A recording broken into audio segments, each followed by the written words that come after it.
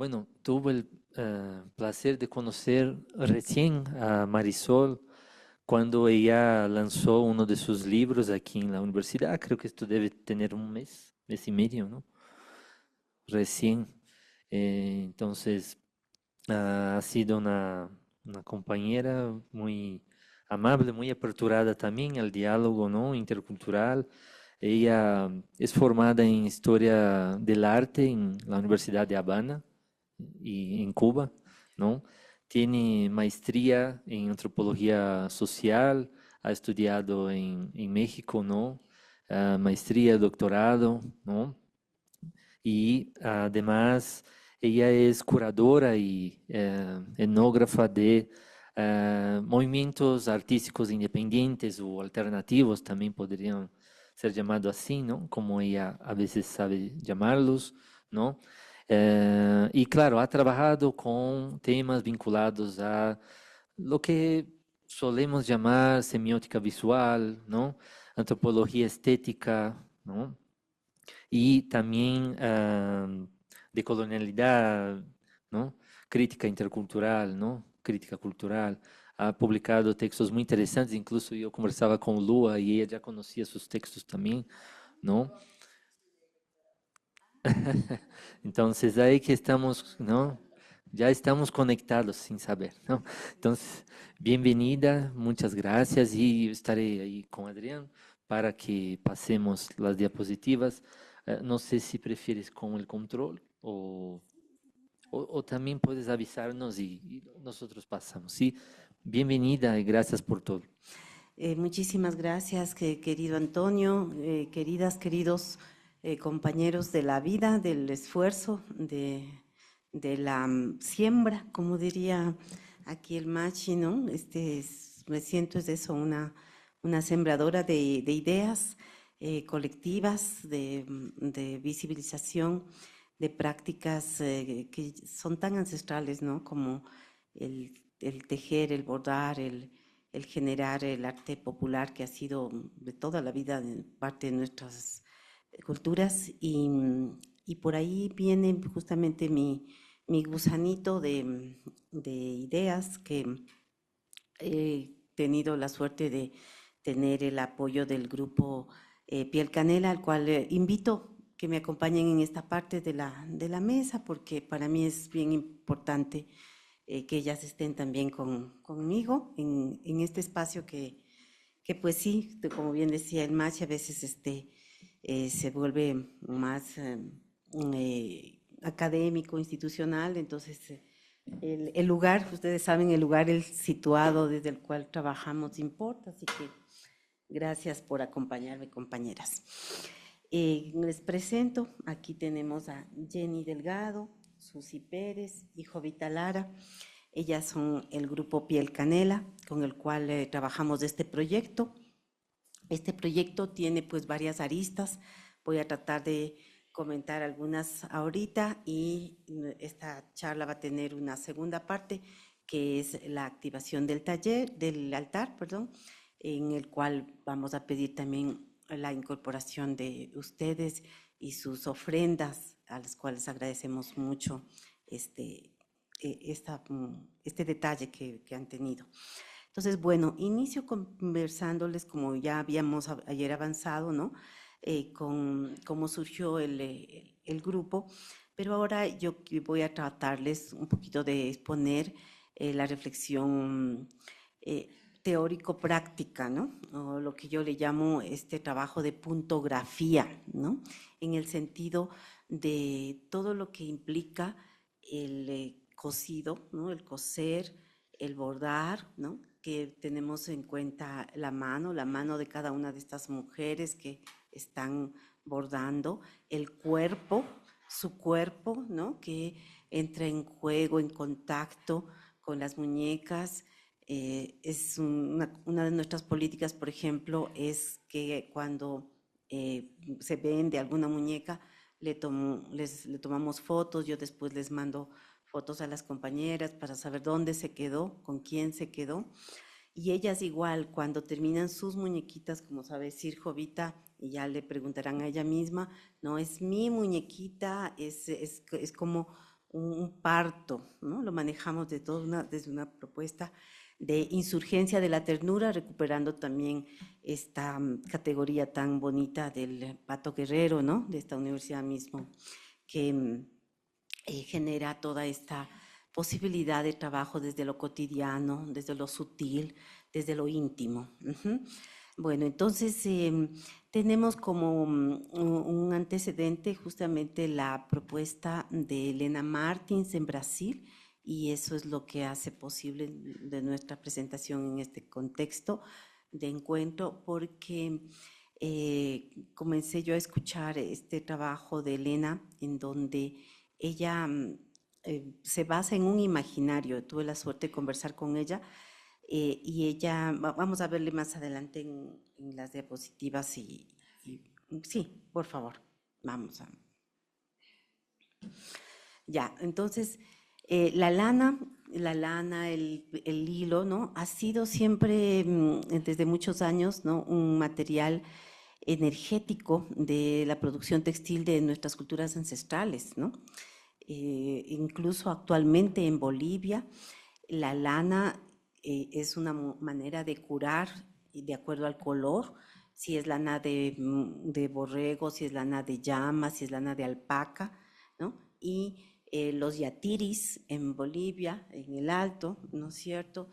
Le dicen a uno, tiene que ponerse tal tipo de color de lana en la zona del hígado y demás, y que con eso le calienta, ¿no? Esta idea de calentar, de sanar a través de esta dimensión matérica, ¿no? Que trasciende lo objetual.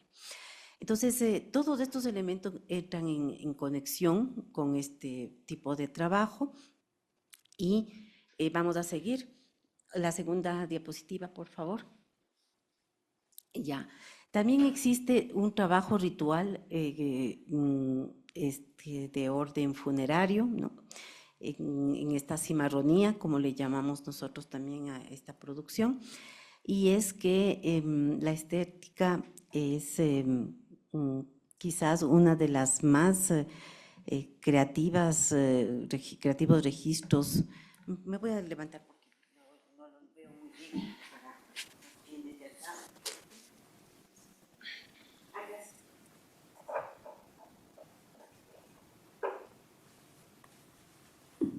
Gracias.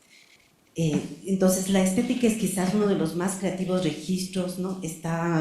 Implica desplazamientos, espacios de exceso, bordes, son transfronterizos, hay variaciones retóricas complejas, hay presencia de retóricas metafóricas, sobre todo, que es la que a mí más me ha llamado la atención y con la que trabajamos, ¿no?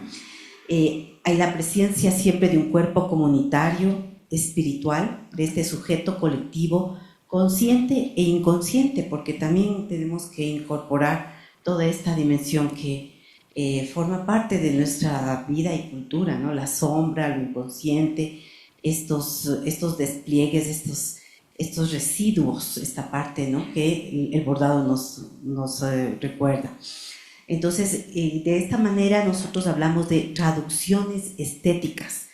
La traducción, ¿no es cierto?, que de un idioma a otro, pero nosotros también incorporamos la dimensión de cómo se traduce la palabra a través de este cuerpo metafórico que es la construcción de la muñequita de trapo.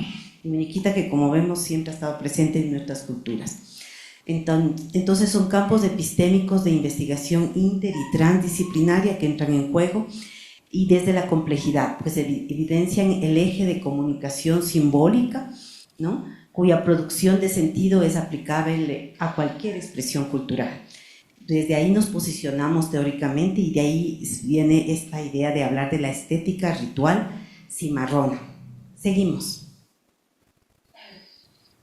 Aquí tenemos a Helena Martins de Brasil, que seguramente algunos de ustedes la conocen, ¿verdad? Entonces, Helena me comentaba que ella tenía el imaginario, aun cuando ella lo comenta como parte de su trabajo, que ella nada más imagina que cuando vinieron en los barcos transatlánticos las mujeres esclavizadas, ¿no es cierto?, en toda esta historia que ya ayer el Santiago nos compartió de una manera tan profunda y tremenda, ¿no es cierto? Seguramente parían en los barcos, eran 3 meses, a veces 4 meses, ¿no? Entonces, ¿qué harían las mujeres en ese momento? No es que llevaban ahí una bolsita de cositas para sus hijos, ¿no es cierto? Entonces, rasgaban sus ropas, las pocas ropas que tenían, para amamantar y para tapar a sus hijos, y las que llevaban tal vez niños, niñas más grandes, igual hacían seguramente cositas, objetos para que dejen de llorar.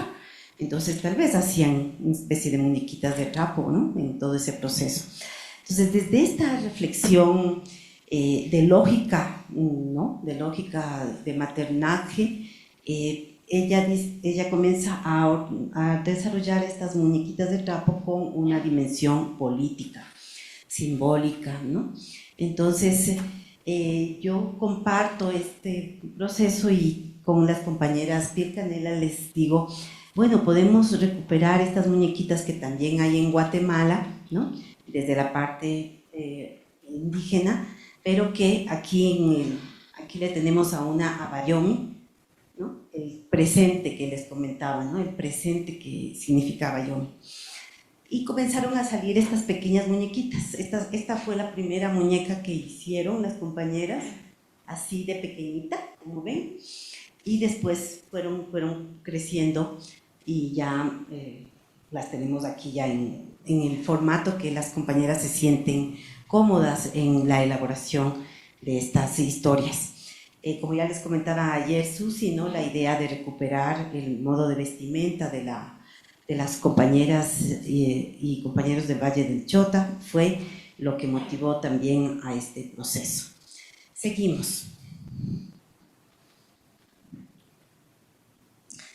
Entonces, se han hecho una serie de talleres, de los cuales van ustedes a ver en el documental que se va a presentar en la tarde. Sobre todo, comenzó por supuesto en el Valle del Chota, en el Juncal, y se ha reproducido aquí en Quito, en Cuenca, con las compañeras del movimiento afro-cuencano, en Trapichillo, en Loja, con las compañeras afro-lojanas, que también es muy raro, ¿no es cierto?, que se piense en la Loja negra, en la Cuenca negra, ¿no? Finalmente asociamos a los estereotipos igual, ¿no?, la cholita cuencana o o mestizaje en Cuenca, pero también esta población afro-cuencana, muchos migrantes también de otros países que viven ahora en Cuenca. Eso es interesante. Bueno, entonces todo esto, y también en Guayaquil, en la isla Trinitaria, hay una asociación de mujeres madres solteras en la isla Trinitaria, y ahí hicimos también estos talleres. Como ven, las compañeras de arriba están compartiendo las técnicas de cómo se va elaborando, vamos generando, siempre las políticas basan de que el cuerpo tiene que ser nunca de color totalmente blanco, aunque aquí trajimos una versión también para la diversidad, ¿no? Y entonces la hacemos de diferentes tonos de piel negra. Vamos después elaborando, todo esto los pueden más especificar las compañeras Piel Canela. Pero bueno, aquí vamos con unos ejemplos de cómo ellas trabajan en estos talleres. Se ha hecho exposiciones y vamos ahorita a ver algunas imágenes de esas. La que sigue.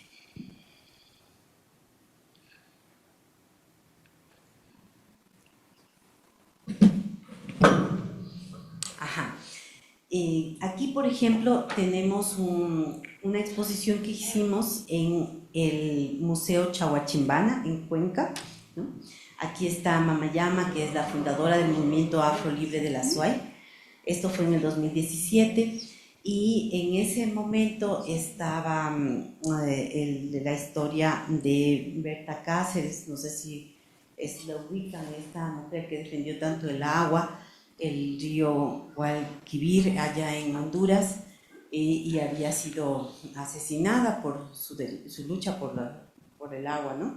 Entonces hicimos un altar, ¿no? Recogiendo también la chacana, pero también incluyendo muñequitas de trapo negras, que son las que nosotros incorporamos a las prácticas rituales, ¿no?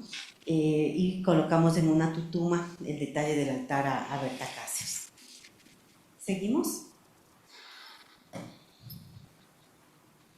Aquí está Berta Cáceres, ¿no?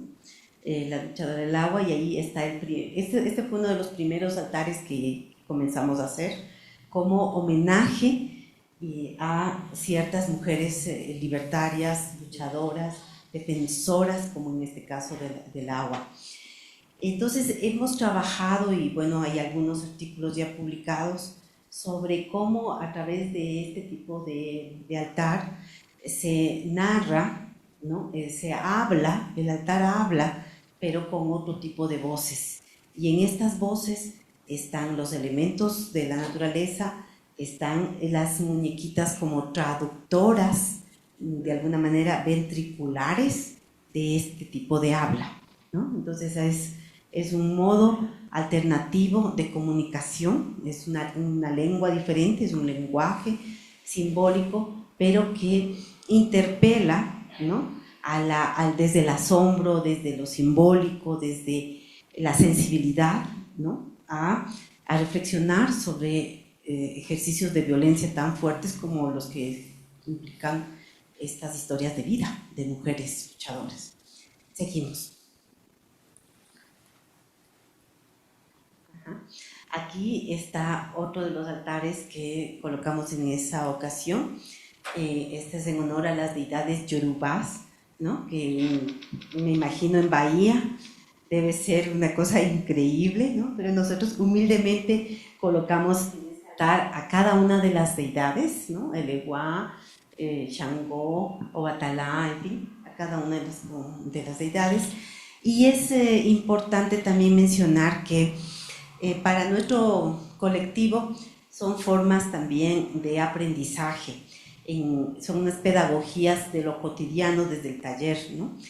Hablamos de las deidades, leemos pataquíes o historias, ¿no es cierto?, que han venido de estas dioses, diosas, ¿no? Y conversamos de, por ejemplo, cómo Yemanyá, cómo desde el azul podemos empoderarnos las mujeres de nuestra fuerza, de nuestra energía, que se basa en el agua, que se basa en la maternidad, y se generan debates mientras que las mujeres van bordando, tejiendo, cortando. Entonces, al principio, obviamente, como no se conocen, es más silencio, pero después son 3 días que duran los talleres. El tercer día es increíble, todas conversan, se comparten recetas, historias, teléfonos, se mandan y vienen muñecas, ¿no es cierto? Van al baile del Chota, se mandan frutas, hay todo un vínculo que eso para mí es sumamente significativo, de que no se termine el taller después de los 3 días que ya cada quien tiene su muñeca, sino que ahí inicia realmente esta conversación, esta conversa, este intercambio, este trueque de prácticas de maternaje, ¿no? Maternaje sororo, le llamo, ¿no? Porque también maternamos no solo a los hijos que parimos o a los libros, como también a veces, ¿no es cierto?, lo hacemos, sino también nos maternamos desde la sororidad, de saber cómo estás, cómo está la otra compañera, en fin, todas estas prácticas. Ahí ponemos también poesías, por supuesto, como ahí están. Ajá.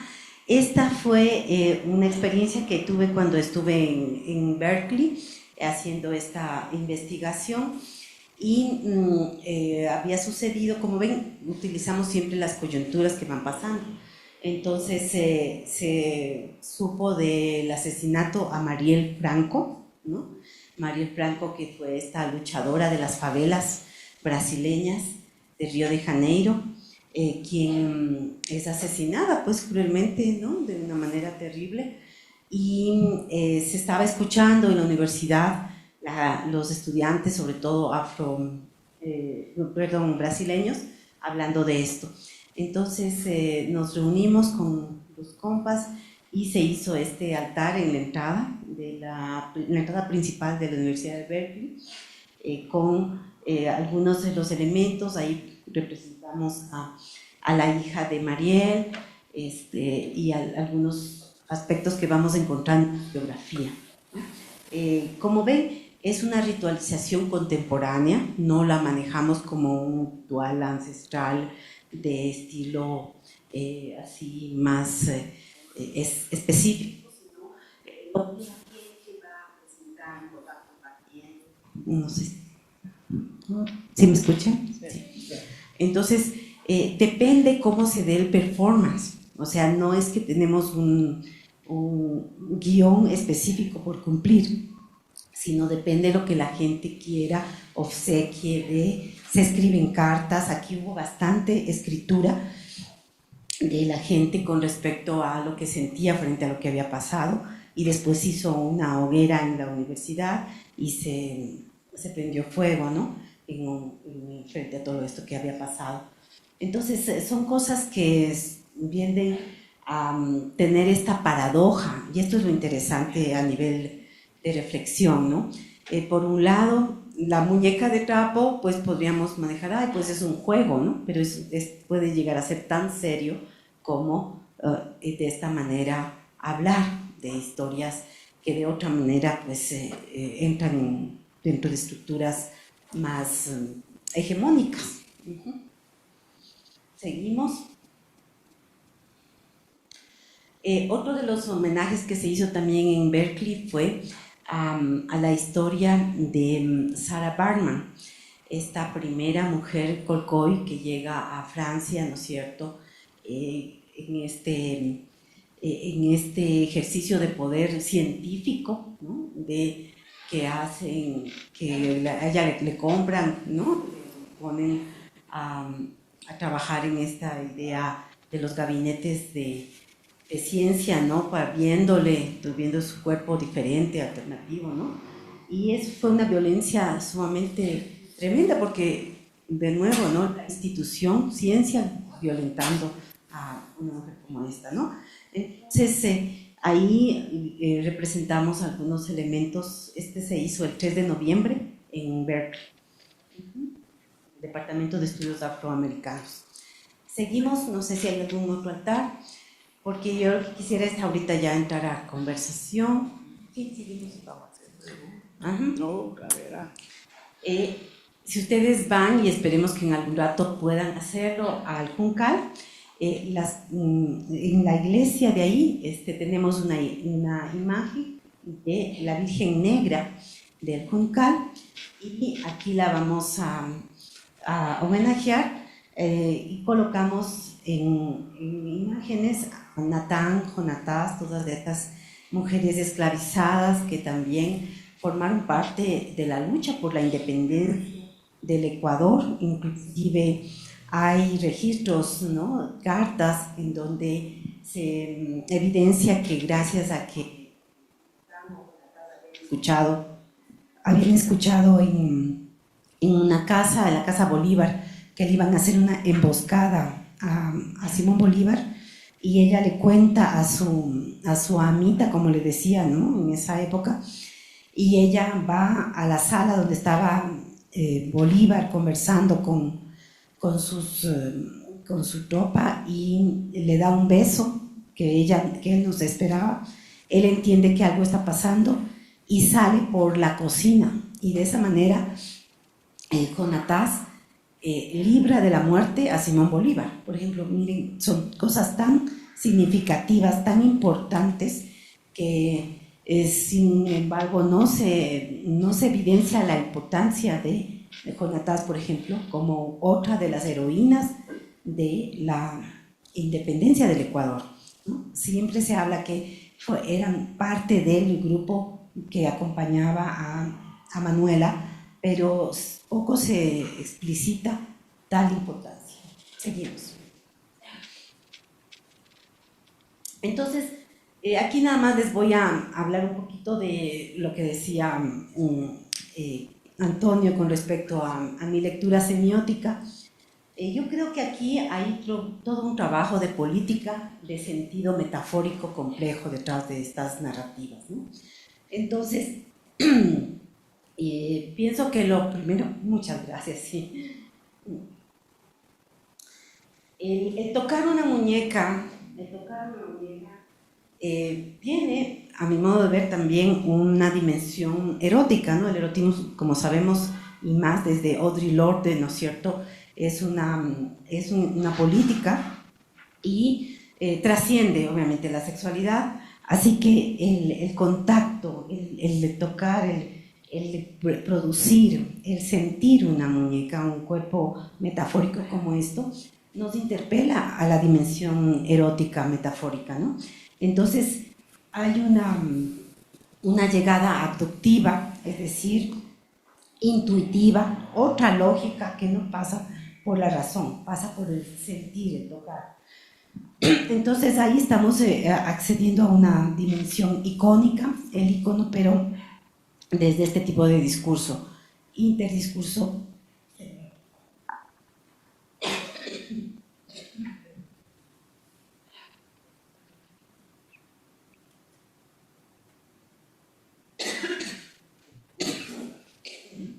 No sé si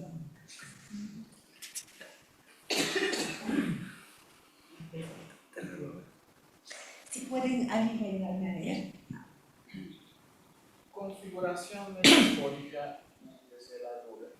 Enunciación simbólica interdiscursiva semiótica, cultural, subjetiva, política crítica, procesos de argumentación simbólica comunitaria, argumentos desde todas las lógicas, memorias simbólicas, metafóricas. Sí, esta era la primera parte que estábamos viendo, la primeridad, es decir, el erotismo metafórico, ¿no es cierto? Entonces, esta parte, la primera. Erotismo metafóricos. Configuración metafórica esta palabra no conozco. Enunciación icónica, interdiscursiva, intersemiótica, intercultural y subjetiva desde el semipensar. Procesos, sí, sentipensar. Procesos de iconización complejos, argumentación del corazonar intuitivo, memoria icónica, emotivo, afectivo. Gracias. Entonces, esta es el primer acercamiento que tenemos frente a la muñeca, ¿no? Que pasa por un sentir, un corazonar de la expresión. La segundidad, ¿alguien más? Machi, ayúdeme, Machi. Yo puedo leerlos. Gracias. Sí, estética metafórica. Configuración metafórica corporal performativa. Enunciación inicial, interdiscursiva, intersemiótica, intercultural, cultural, intersubjetiva, desde el funcionamiento. Procesos de indexación completa. Argumentación visceral, memoria cultural visceral. Gracias, muy gentil. Entonces, aquí ya estamos en la parte de la producción de la muñeca de trapo. Estamos entonces en la función que vamos encontrando si queremos hacerla representando a una mujer específica, si queremos representar la vestimenta, si queremos, se ha representado también a mujeres específicas de la historia de la política. Por ejemplo, hicieron las compañeras a Michelle Obama, en fin. Entonces hay ya toda esta expresión ya de concreción de este.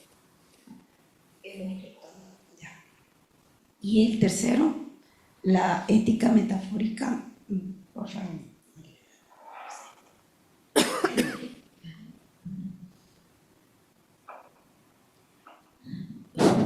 Estéticas metafóricas. Configuración metafórica corporal performativa. Enunciación inicial, interdiscursiva, intersemiótica, intercultural, intersubjetiva, desde el funcionamiento. Procesos de indexicalización compleja, argumentación visceral-quisceral, memoria corporal indicial. Sí, ya se había mencionado la quisceralidad. Digamos, son propuestas desde la semiótica contemporánea de lo espiritual. Lo espiritual pasa por lo energético. Entonces son discursos, narrativas que parten de ahí. Ahora sí, éticas metafóricas. Éticas metafóricas. Figuración metafórica de veladura, enunciación simbólica, interdiscursiva, intersemiótica, intercultural, intersubjetiva, política crítica, procesos de argumentación simbólica comunitaria, argumentos desde todas las lógicas, memoria simbólica metafórica. Entonces aquí estamos llegando a entender la ética que implica la concienciación, el empoderamiento de cada una de las mujeres que va traduciendo a través de este objeto simbólico lo que quiere decir. Pero siempre es comunitario, es colectivo la voz que aparece. Entonces la memoria simbólica siempre es colectiva, siempre está presente el otro, siempre está presente la abuela, la madre, la hija, la comunidad. Bueno, yo lo voy a dejar ahorita aquí para ver si ya podemos ir al altar para hacer la activación. Ali Chichi, buenas tardes, Huarmicunas. Mi pregunta es especialmente para todas las mujeres que diseñan las muñecas, o sea, ¿de dónde adquirieron esa memoria? Si estaba atrás o cómo llegaron a encontrar esas habilidades prácticamente. Porque yo, por ejemplo, cuando hicimos el trabajo del inventario de patrimonio natural y cultural aquí por la universidad, nos encontramos justo en la parte de mascarilla, a lo que hacen las máscaras. Entonces, investigando y justo para la ficha de patrimonio, es como algo anecdótico de que ellos igual empezaron a hacer figuras basadas en los cuadros de Picasso.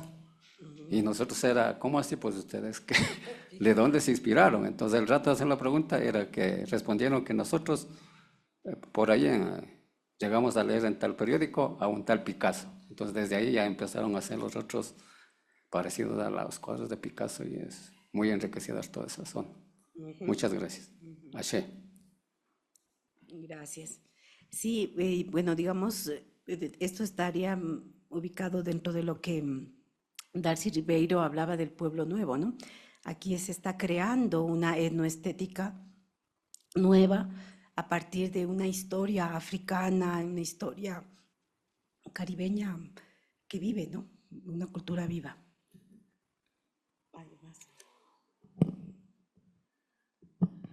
Bueno, muchas gracias. Buenas tardes con todos. A ver, contestando a la pregunta, creo que debo de iniciar que tenemos que tener presente de que estamos en una área o en una comunidad afrochoteña, la base principal. Bueno, nuestra actividad comenzó, como habíamos dicho el día de ayer, con una ecuatoriana suiza que realiza en tamaño real esculturas, ¿no?, de lideresas, pero a ella le encantaba ir a las comunidades para escoger de la cultura afro, hacía en tamaño real.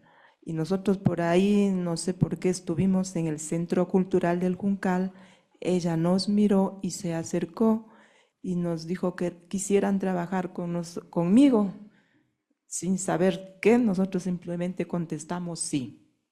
Entonces dijo, si quieren, acérquense mañana, les espero. Fuimos, estuvimos puntualitas. Entonces ella nos dijo, nos mostró unas muñequitas de 10 centímetros, pero a mí, por ejemplo, me recuerdo que me tocó una de Guatemala y de diferentes culturas fue a cada una.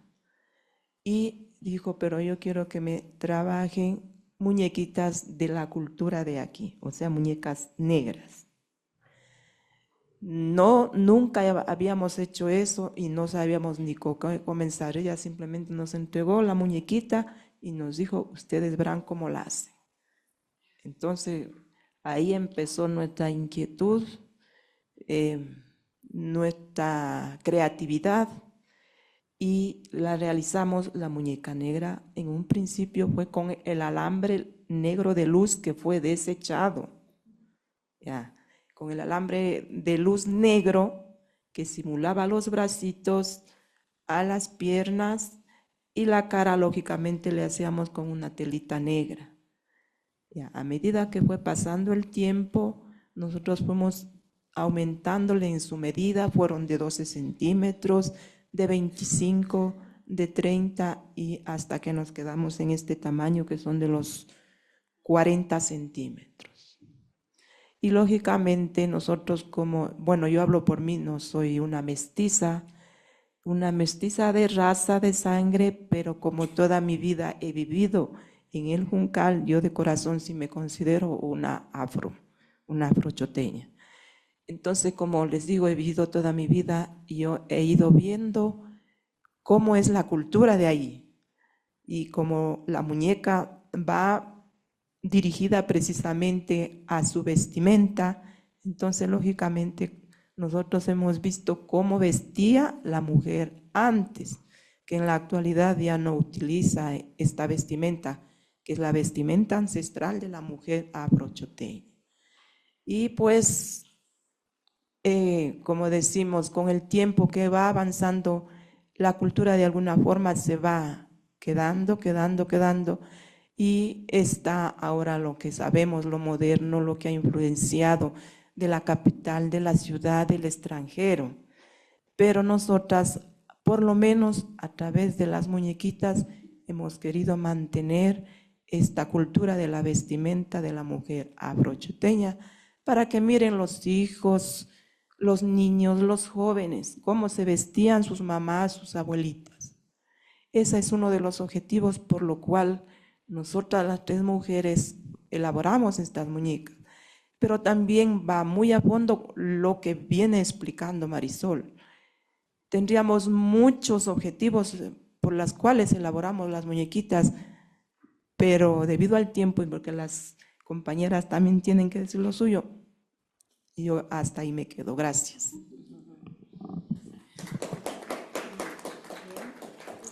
Disculpe, ¿y en qué año empezaron? También quiero decirle, disculpe, me olvidé. Sí, nosotras empezamos en el año 2012 y estamos en el 2026, son 14 años que vamos a cumplir en el mes de mayo.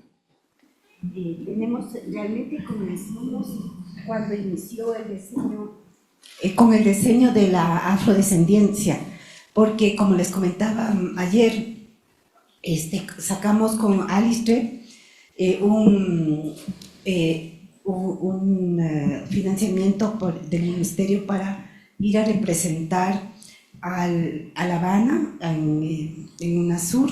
Se representó a Ecuador con no el proyecto de las muñequitas, sino el proyecto de ella, y de ahí es que comienza a traducirse, como les decía, de la producción de este tipo de escultura tan grande que hace la escultora, a que continúen haciendo las compañeras, pero ya sus propias esculturas, y todos y todas podemos hacer estas esculturas, porque hacer una escultura de gran tamaño, digamos, está dentro de todo la historia del arte tradicional, ¿no?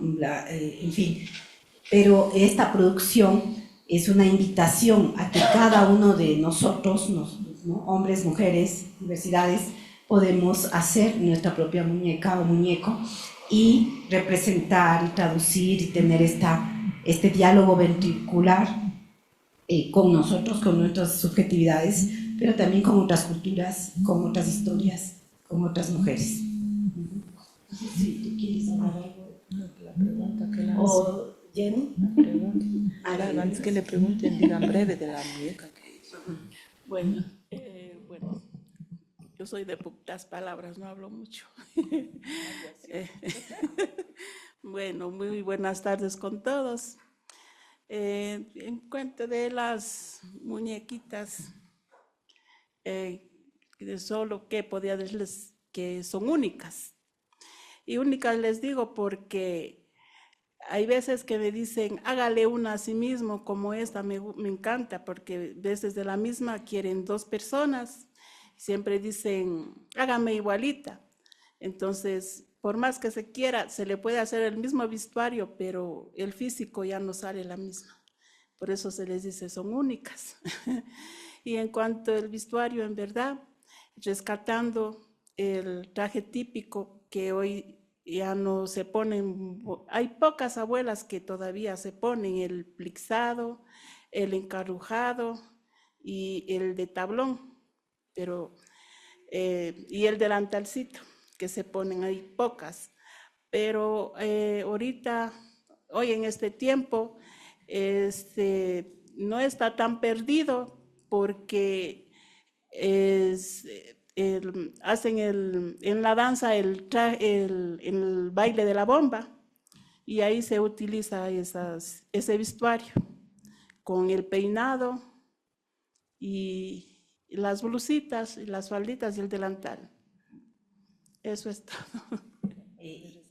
Otra de las dimensiones, por ejemplo, y que tal vez ahorita que habla Jenny sería interesante que nos compartas, es el preguntar a cada quien, cada productora o productor, cómo fue su juego de infancia y si tuvieron muñecas y cómo era la primera muñeca, ese recuerdo, ¿no?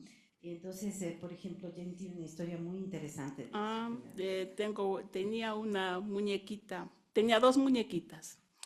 A una me trajeron de Colombia, era, claro, muñeca que tenía un pito, algo, y algo decía, como antes, que les ponían algo atrás y eso hablaba.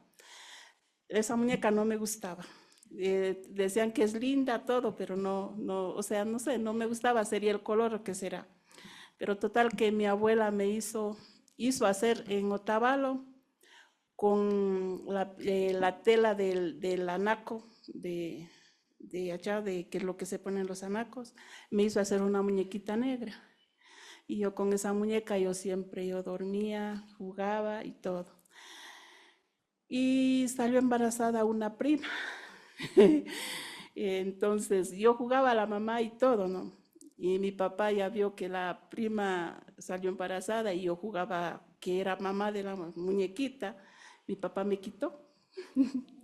Me dijo que no, que estoy jugando a la mamá, y entonces él me quitó la muñeca y dijo que le iba a botar. Pero mi abuela le ha quitado la muñeca y le ha guardado. Y cuando mi abuela falleció, entonces, como siempre, se va a buscar a ver qué ha dejado. Y una tía dice, ve tu muñeca. Yo ya tenía 18 años y le recuperé mi muñeca. Le tenía mi muñeca. Eso es. Entonces, ya cuando ya comencé, ya hubo esto de que comenzamos a hacer las muñecas, siempre me recuerdan, cuando hago muñequitas, me recuerdan a mis abuelas, porque las dos se ponían esas. Hasta que mi abuela, cuando se peinaba con peine del cacho, habían unos peines que hacían con lo de los cachos, se peinaba entonces le salía el cabello. Entonces yo siempre le recogí el cabello de mi abuela, porque siempre hay la costumbre de que sale el cabello y hacían cordones con el cabello, hacían cordones. Y yo imitándole lo que hacía ella, ¿no? Los cordones que no me salían tan bien, pero yo tenía el pelo guardado de mi abuela, y cuando ya tuvo más o menos uso de razón, hice los cordones que sí me salieron bien. Y la tercera muñeca que yo ya hice, le hice con el pelo de mi abuelita. Y siempre me recuerda. Eso es. Gracias. Está en Bélgica, le llevó una prima. Dice que es la confidente, que con ella habla todo. Sí, gracias. Gracias, Jenny, querida. Sí, justamente también otra de las líneas de trabajo que tenemos en este proyecto es trabajar con adolescentes empoderándoles de que ellas tienen el derecho a decidir cuándo quieren ser madres y por tanto que conozcan las diferentes opciones, métodos para que ellas puedan hacerlo, porque hay un alto porcentaje de mujeres afrodescendientes que tienen su primer hijo realmente a los 14, 15 años y son las madres de ellas las que son mamás de sus hijos y ellas vuelven a hacer eso cuando realmente son abuelas. Entonces, esta es una realidad que existe y que no es solamente de que en los centros de salud pues les den los condones o les hablen de eso, ¿no? Sino que haya una concienciación de su cuerpo, de su derecho a decidir, ¿no? de sus valores, ¿no? Del tema de la autovaloración. Por eso hablamos de este autoempoderamiento. Y por eso el proyecto se llama Esculturas Etnográficas Alternativas Narrativas de Voz, porque tienen muchas voces hablando.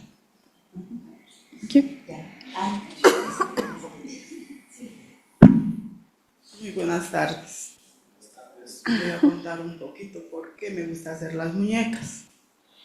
Cuando la señora Ali nos propuso hacer las muñecas, yo pensé, ahora sí voy a tener mi muñeca. ¿Sabe por qué yo pensé eso?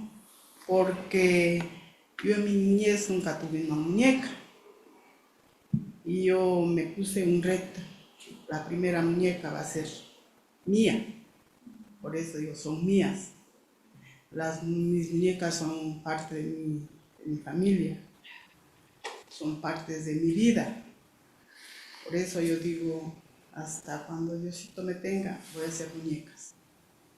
Y así cuando van me dicen, vea, regáleme una muñeca o présteme, yo les doy. Fue una niña que le han traído así, ¿cómo le digo? De Santo Domingo.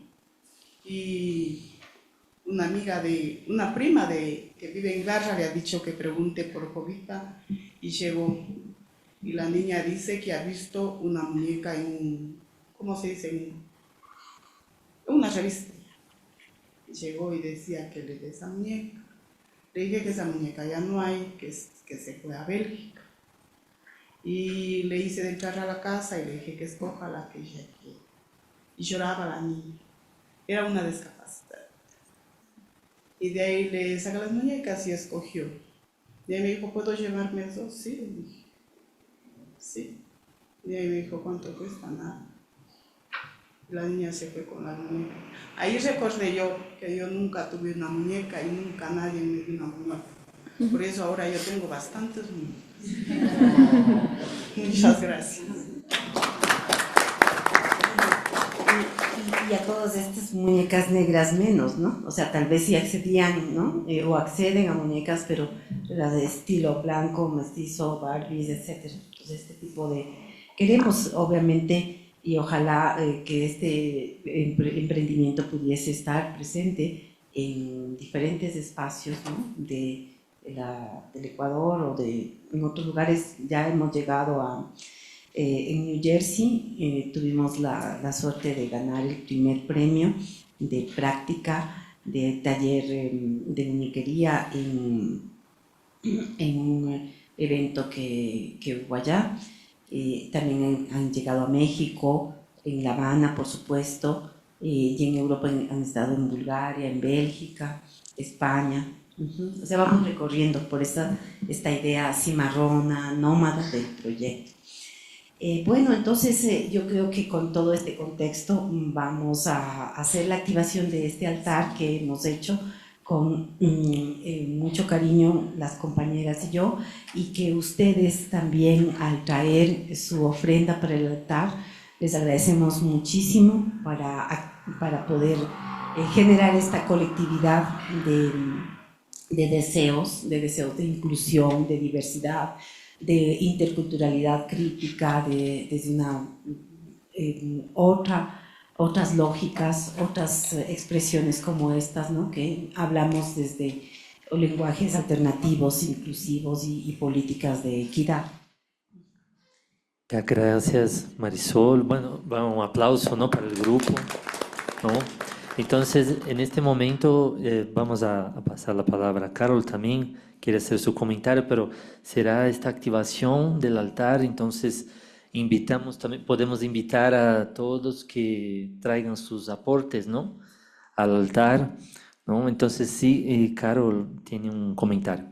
Sí, bueno, más que un comentario, es agradecer, ¿no? También la posibilidad de ver en este espacio, en esta casa de estudios, este proyecto que hace casi 10 años, una década, lo pude conocer. Marisol, felicitar también a Piel Canela, a Jovita, a Jenny, ¿no? A ti, a todos ustedes que han representado de alguna forma tan íntima esta necesidad de poner en valor estas voces invisibilizadas. Creo que es una forma de sanar. Creo que el arte tiene esa potencia también, esta posibilidad de curar, es un lenguaje como exponías hace un momento, así que únicamente celebrar, ¿no? Este proyecto vivo que en algún momento era semilla y que veo que ha florecido.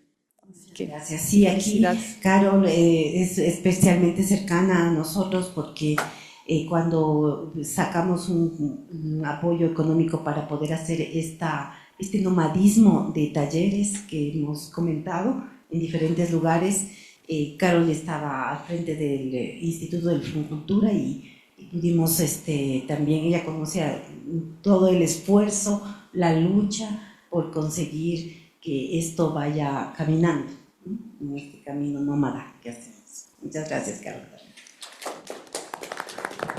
Gracias a todas. Entonces sigamos afuera, ¿cierto?